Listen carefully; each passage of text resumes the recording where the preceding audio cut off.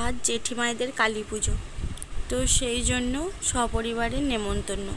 তো সপরিবারে বেরিয়ে পড়লাম মাকে দর্শন করতে। চলে এলাম এখানে, এসে মাকে দর্শন করে চলে গেলাম ওই বাড়ি বলতে নতুন বাড়িতে খাওয়ানো দাওয়ানো হচ্ছে, পুরনো বাড়িতে পুজো হচ্ছে।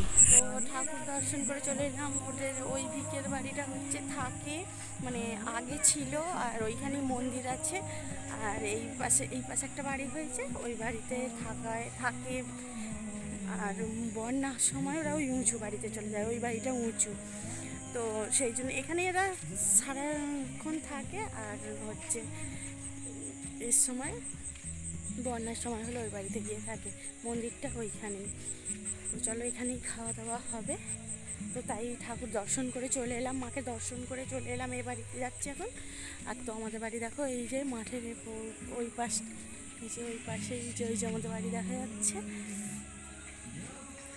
তো আমাদের বাড়ির কাছেই। চলো তোমাদেরকে ও বাড়িতে যাই। তারপর চলে এলাম এই বাড়িতে। আর উপর ঘরে খাওয়ানো দাওয়ানো হচ্ছে, তাই চলে গেলাম উপর ঘরে খাওয়া দাওয়া করতে। ননির বায়না, ননি নিজের হাতে খাবে। তো ওকেও খাইয়েই নিয়ে এসেছি, ওষুধ খাইয়ে নিয়ে এসেছি, এবার শখ মেটানো। তো যা খায় খাক। তো তারপরে খেতে বসে পড়েছি। কী কী খাইয়েছে দেখো।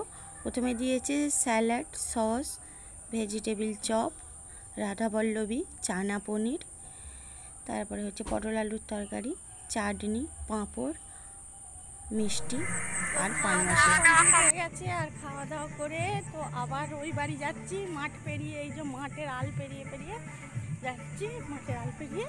তো ও বাড়িতে যাচ্ছি। এবারে হচ্ছে মাকে একটু দর্শন করব, দর্শন করে আবার বাড়ি চলে যাবো, কারণ রাত হয়ে গেছে। ননিকে ঘুম পাড়াতে হবে, কাল ননির সকালবেলা স্কুল আছে। তো ননি সকালবেলা স্কুলে যাবে, তো সেই জন্যই আমি চলে যাবো এবারে। ননির স্কুল আছে, বড়টার পড়া আছে। তো চলো একটু মাকে দর্শন করে নিয়ে তোমাদেরকেও দর্শন করাবো। চলো। আমায় একটু জায়গা দাও মায়ের মন্দিরে বসি, মায়ের মন্দিরে বসি। আমি অনাহত একজন, আমি অনাহত একজন, আমি অনাহত একজন।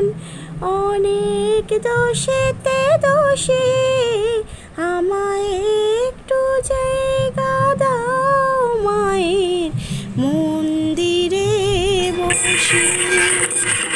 ভেবো না হঠাৎ সামনে দিয়ে মায়ের চরণ ছুঁয়ে দেব, দূর থেকে শুধু চোখের জলেতে মা